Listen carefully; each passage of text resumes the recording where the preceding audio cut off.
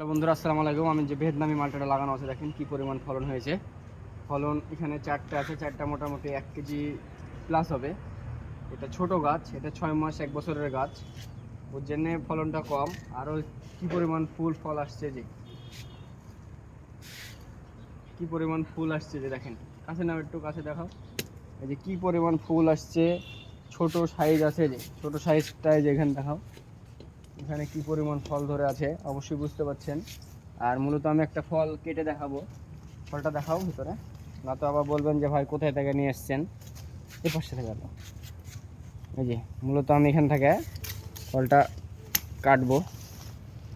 ফলটা দেখেন কত সুন্দর। আমি কেটে ফেলেছি, একবার করেছি, ওটা ভুল করে হয়নি ভিডিওটা।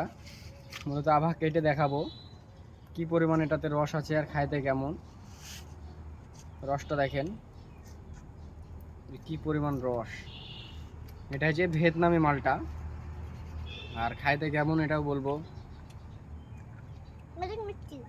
এটা অনেক মিষ্টি।